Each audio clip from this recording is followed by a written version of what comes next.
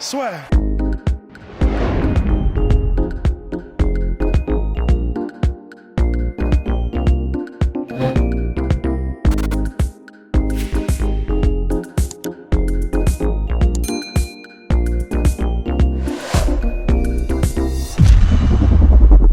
Bien, bonjour à toutes et à tous et bienvenue dans le podcast La Sueur. Bonjour Monsieur Polydomso, bonjour Monsieur Ross, comment allez-vous en ce mercredi 23 septembre? Ça veut dire qu'il va sortir aujourd'hui le podcast, ça? Non, il va sortir le 24. Ça va pas mal. Bien formidable. Alors aujourd'hui, au programme, on va s'intéresser à Colby Covington qui a bien rebondi après sa défaite par TKO au 5e round face à Kamaru Usman. Il s'est imposé par TKO au 5e round face à Tyron Woodley après une performance bien évidemment à sens unique. Mais avant de parler de Colby Covington, n'hésitez pas à vous abonner au podcast La Sphère sur YouTube, mais également sur toutes les plateformes de streaming en podcast, bien évidemment, Apple Podcast et Spotify. Ça fera plaisir à Rust et croyez-nous, pour nous, c'est tout simplement énorme. Ça vaut tout l'or du monde. Ça vaut tout l'or du monde. Donc Colby Covington, numéro 2 du classement welterweight, qui a balayé Tyron Woodley, qui était numéro 5 lors de leur affrontement lors de l'UFC Vegas numéro 11.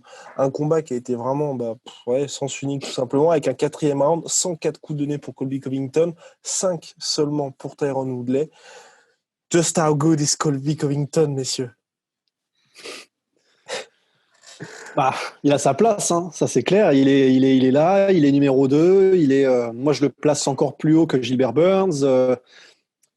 Perso, voilà, j'attends juste que ça se décante et que le combat pour le titre ait lieu en welterweight et puis on lui file le gagnant, quoi, hein, tout simplement.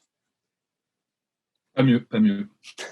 Donc c'est bien après, moi, ce que je regrette un peu avec Colby Covington, mine de rien, c'est vrai que ça fait très longtemps qu'il est numéro 1, numéro 2 du classement agrandi numéro 2. Enfin, il y a le champion Kamaru Usman, il est juste en dessous. Mais c'est vrai que on a l'impression que c'est un peu compliqué pour lui, on va dire, de se mêler au top de la catégorie parce qu'il a quand même obtenu son title shot en battant Robbie Lawler. Et là, il revient contre Tyron Woodley. Après, le combat contre Tyron Woodley, il avait été déjà plus ou moins teasé pendant un moment. Je pense que c'est surtout, ça faisait c'est surtout pour ça, quoi. Il y avait du passif. Faut pas trop se poser de questions. Et en même temps, c'est compliqué quand tu as quelqu'un comme Colby Covington dans le top. C'est que si tu lui donnes un gars qui est trop placé, tu fumes potentiellement un challenger. Donc faut le maintenir en état de combattre en éveil et tout, et le maintenir aussi dans l'intention du public, tout en essayant d'éviter au maximum de carboniser des contenders. C'est ça qui est difficile avec un profil comme lui. C'est vrai que c'est un peu relou parce que du coup ils combattent en décembre, Usman et Burns. Ouais, c'est le pay-per-view de décembre. Ouais. Et c'est chaud parce que ce combat-là, clairement, c'est triste pour Burns, mais bien évidemment, il y a eu le coronavirus. Mais là, il n'y a aucune traction pour ce combat en décembre. C'est terrible. C'est normal, il sort entre guillemets de nulle part quand même, Gilbert Burns, quoi. Enfin, là, si on pensait que ça allait bider entre Colby et Usman, quoi qu'apparemment ça a fait des bons chiffres. 350 000, ouais. 350 000 ? Ouais, dans l'ère ESPN, c'est pas trop mal. Et du coup, mais c'est vrai que là, le problème, c'est que Gilbert Burns, personne ne le connaît au niveau de la personnalité, personne ne le connaît vraiment au niveau des résultats sportifs. Il y a vraiment que les aficionados. Et encore, personnellement, je pète coup bas. Là, je suis le premier à vraiment pas avoir vu beaucoup de combats de Gilbert Burns. Hein. J'ai vu celui contre Woodley parce que c'est la performance qui a fait que. Mais à part ça, il sort vraiment littéralement de nulle part, quoi. Il a quand même une carrière on va dire, de perennial contender en lightweight. Ouais, en lightweight, ouais. Moi, franchement, à part le combat contre Woodley, j'ai pas été impressionné par son. Celui contre Demian Maia, quand même. Ouais, oui, effectivement, il y a le cas, mais Demian Maia, il a 100 ans, quoi. Je veux dire, c'est terrible, mais ça me fait mal au cœur parce que j'adore Demian Maia et tout, mais c'est plus possible, quoi. En revanche, par exemple, moi, j'ai trouvé que le combat contre Kushenko était ultra poussif. Oui. C'est pas le meilleur. Moi, en fait, je pense qu'on s'enflamme beaucoup pour Burns. Bernard Nelson était pas mal aussi, mine de rien, ce combat-là. Pour moi, c'était un peu le combat tendu, hein. Oui, mais je suis d'accord. Alors que Woodley, le truc, c'est que Woodley, il a plus envie du tout, quoi. Je pense que c'est un record. Il était pas loin de faire une performance c'est, je pense, le premier à perdre 15 rounds d'affilée. Oui.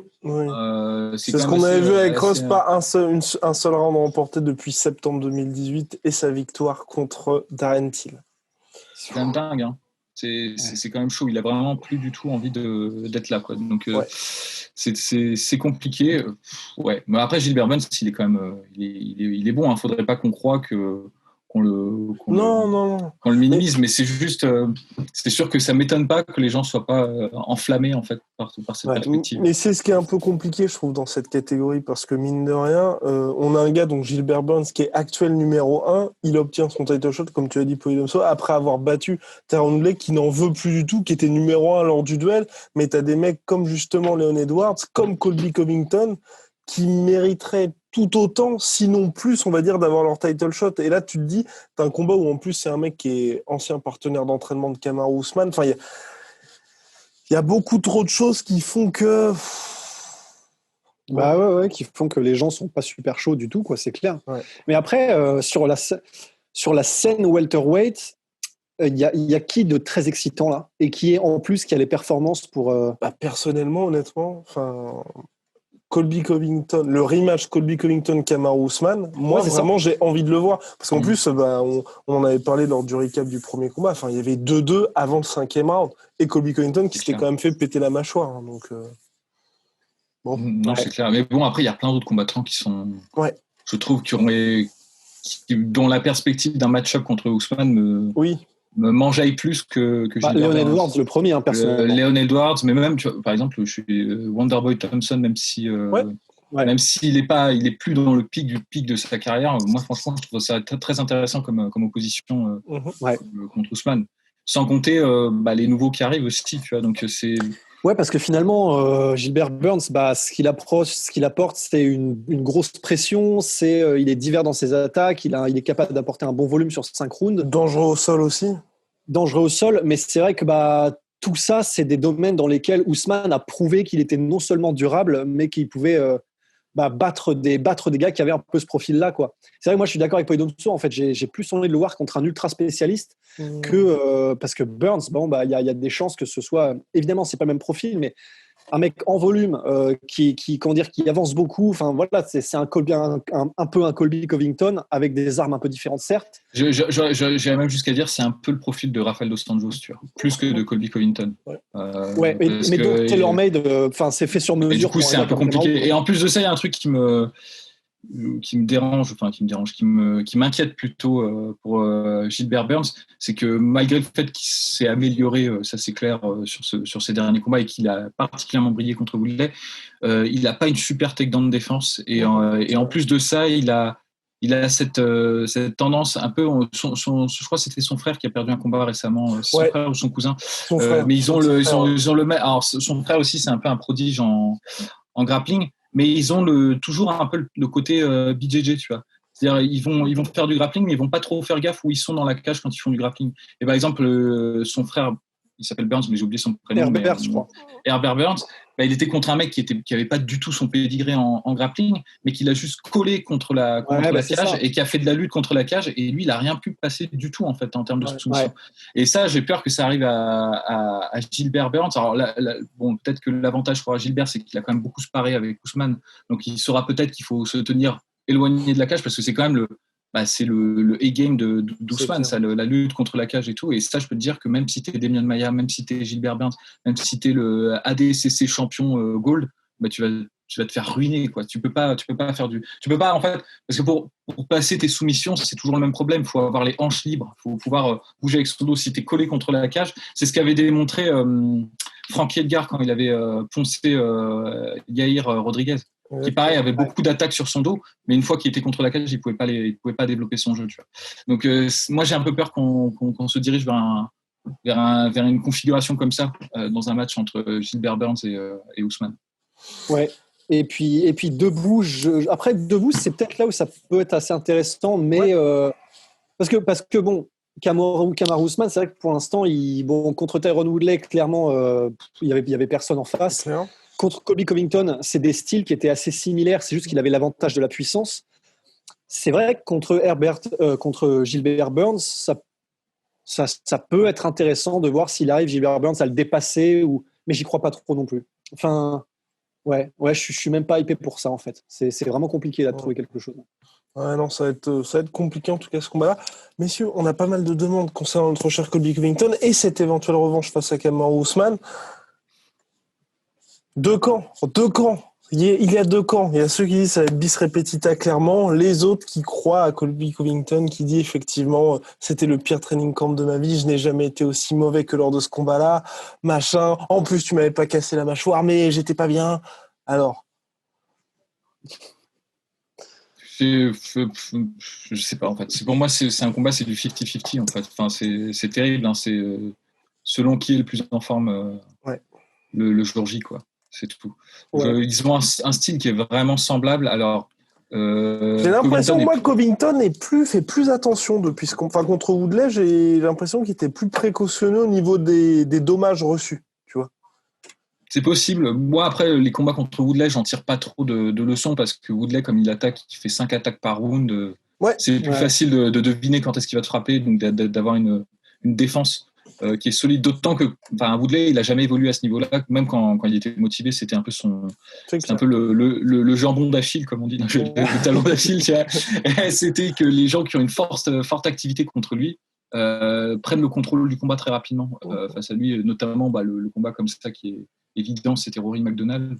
Il n'a pas pu passer ses explosions, quoi. Et donc, je ne sais pas si le fait qu'il n'ait pas réussi à toucher très nettement Covington fait de Covington un maître de la défense. Non, c'est pas maître de la défense, mais je voulais dire qu'il était vraiment avant. T'as l'impression que quand tu regardes le combat contre Hardy, même la plupart de ses combats, il se prend quand même pas mal de coups et il se dit juste je vais réussir à briser mon adversaire. Là, tu voyais quand même qu'il était ok. Après, c'est Woodley quand même. C'est-à-dire que c'est quand même quelqu'un.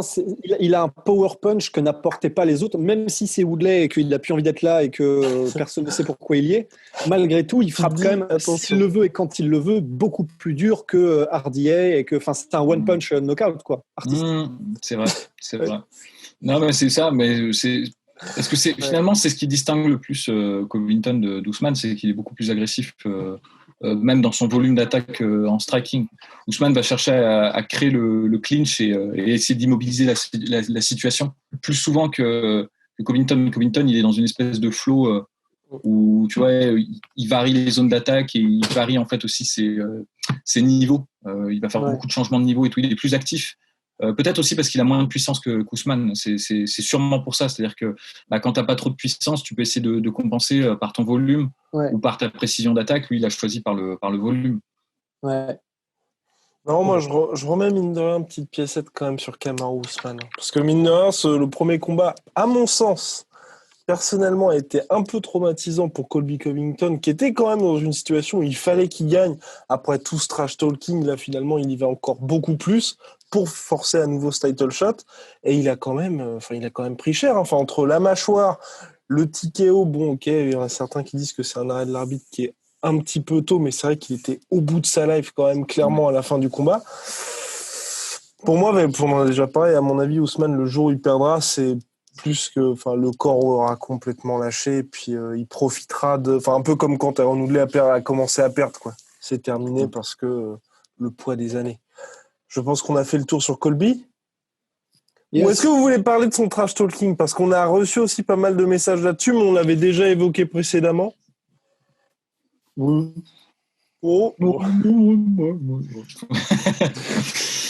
Non, c'est du classique Colby Covington. Hein. Je pense qu'il a compris qu'il avait une audience là-dessus. Et que ça me fait penser à... Putain, vous regardez pas la série The Boys? La saison 2, j'ai pas regardé la saison 2 là d'ailleurs. Est-ce que tous les épisodes sont disponibles? Non. Justement, c'est con. Les mecs sont en train de faire un review bombing parce que Amazon n'a pas sorti tous les épisodes d'un coup. Ils font un épisode par semaine. Mais honnêtement, la série, elle est quand même canon. Tu vois. Enfin, moi, j'aime beaucoup. C'est une des agréables surprises de ces dernières années. Et il y a un personnage qui dit dedans un truc à l'espèce d'équivalent de Superman, là, le Homelander. Il dit à quoi ça sert d'avoir 10 000 personnes qui t'aiment si tu as 5 millions de personnes qui te haïssent. C'est mieux d'avoir 5 millions de personnes qui te haïssent aujourd'hui que d'avoir juste 10 000 personnes qui sont fans de toi, tu vois. Et en réalité, Covington applique cette recette-là. Il a compris que il va avoir un noyau dur de mecs qui vont le soutenir parce que c'est des gens qui aiment bien la provoque ou même qui sont carrément alignés sur les idées que prétend avoir Covington. Et aussi, il va choquer énormément de gens qui vont s'énerver, qui vont regarder ses combats parce que ils vont le voir, ils vont avoir envie de le voir perdre aussi. Tu vois. Et donc, peu importe, il n'y a pas de mauvais buzz, qu'on te regarde parce qu'on te déteste ou parce qu'on t'aime, l'important c'est qu'on te regarde. Tu vois. Visiblement, ça marche, puisque après, il n'a pas donné de chiffres, mais Dana White disait qu'apparemment maintenant, c'était un needle mover au niveau des chiffres. Colby Covington. D'accord. Okay. Quand même, en recevant un appel du président des États-Unis juste après sa victoire. C'est pas rien. Hein. C'est quand même quelque chose bien. Big shout out à my sweet potato. Nous avons fait le tour sur Colby Covington. Moins 35% avec le code la sueur, en plus des promos actuels sur MyProtein. Et puis moins 10% sur Venom si vous voulez avoir autant de flow crust. Regardez-le avec son magnifique t-shirt. Boxing. Boxing team, vous savez ce qu'il vous reste à faire. Attends très vite. On a les modèles avec curling aussi pour ceux que ça. Curling team. Swear.